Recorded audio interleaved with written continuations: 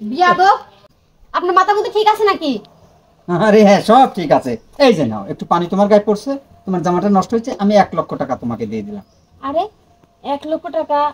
আপনার কি মাথা ঠিক আছে? হ্যাঁ, মাথা ঠিক আছে। আরো আমি তোমার গায়ে একটু পানি ঢেলে দেবো, তোমাকে আরো 2,00,000 টাকা দেবো। দিব? আরে আমার কোনো সমস্যা নাই, ঢেলে দিন। ঢেলে দেবো? ঢেলে দেবো পানি? আরে কই টাকা? টাকা দেন।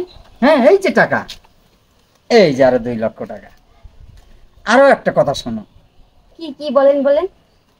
তুমি যদি আজকে নাইট আমার বেডে থাকো, 10,00,000 টাকা দেবো। 10,00,000 টাকা শুধু একটা রাত? হ্যাঁ, একটা রাইট। হ্যাঁ, আমার কোনো সমস্যা নাই। সমস্যা নেই? না না। চলো আমার সাথে, চলো। আচ্ছা চলেন। আসো। এই গেটটা খোলো। ও স্যার, আপনি? অবশ্যই আসুন। শোনো, জি স্যার, বাড়িতে যেন কেউ না ঢোকে। ঠিক আছে স্যার। ঠিক আছে, হ্যাঁ, আমি ভালো করে লক করে দিচ্ছি। আচ্ছা আচ্ছা আচ্ছা, ওকে।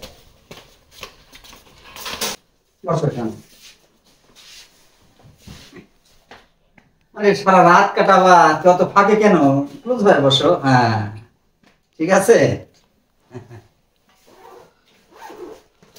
তোমার টাকার প্রয়োজন না? কত টাকা নেবে তুমি? নাও, সব টাকা তোমার।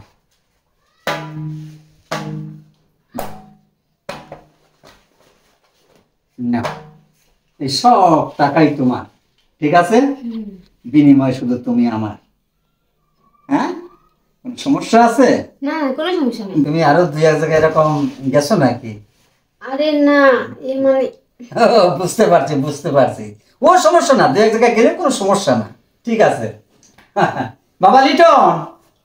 হ্যাঁ বাবা। এই যে। কি ব্যাপার, তুমি এখানে? হ্যাঁ আমি এখানে, কিন্তু তুমি এখানে কেন? কি ব্যাপার, তুমি কি উঠেছে? আমার ছেলেকে চেনো নাকি? আমার ছেলের সাথেও কি? কি, এটা তোমার বাবা? হ্যাঁ আমার বাবা। আর তোমার বাবার চরিত্র এত খারাপ আমি জানতাম না, আর বুড়ো বয়সে ভেঙে ধরেছে নাকি? ঠিক বলছো, আমার যদি চরিত্র খারাপ না হতো, তুমি কোন ধরনের মেয়ে এটা তো আমি বুঝতেই পারতাম না।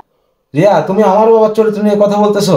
তুমি ওনার চরিত্র নিয়ে কথা বলার আগে একটাবার ভেবে দেখেছো তোমার চরিত্রটা কেমন? না মানে আমার বাবার চরিত্র নিয়ে কথা বললে না, এটা শুধু সাজানো নাটক, তোমাকে পরীক্ষা করার জন্য। আমার ছেলে তোমাকে ছাড়া আর একটা মেয়েকেও বিয়ে করবে না। আর আমি চিন্তা করলাম যে আমার যে বেটার বউ হবে, তার চরিত্রটা কোন ধরনের আমাকে একটু যাচাই করতে হবে। কিন্তু আমি যা দেখলাম, তুমি আমার ছেলের বউ বা আমার বেটার বউ হবার যোগ্য না। তুমি যখন ওকে ছাড়া বিয়ে করবা না, তখন আমার আর কোনো সমস্যা নাই। তবে আমার একটা কথা বাবা, আমি একটু যাচাই করে দেখব। মানে যাচাই করবে, কিন্তু কিভাবে? হ্যাঁ, তুমি মেয়েটাকে ওই পার্কে আসতে বলো, তারপরে যা করা আমি করব। বাবা যাচাই করো যাই করো, আমি কিন্তু ওকেই বিয়ে করবো। আলহামদুলিল্লাহ, আমিও তোমাকে ওর সাথেই বিয়ে দেব।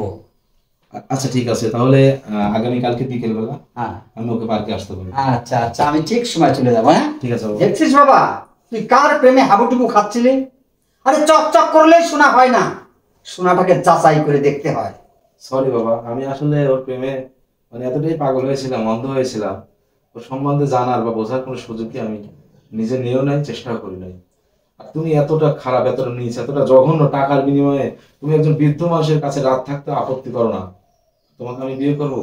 ইম্পসিবল। বাইরে হও, তুমি এখান থেকে বাইরে হও, যাও বাইরে হও। বাবা আমাকে ক্ষমা করে দিবেন, আর আপনি যাকে বিয়ে করতে বলবেন আমি তাকেই বিয়ে করবো। ঠিক কারণ আছে বাবা। গুরুজনরা ছেলেদের কখনো খারাপ চায় না। হ্যাঁ বাবা, হ্যাঁ ঠিক বলেছো বাবা।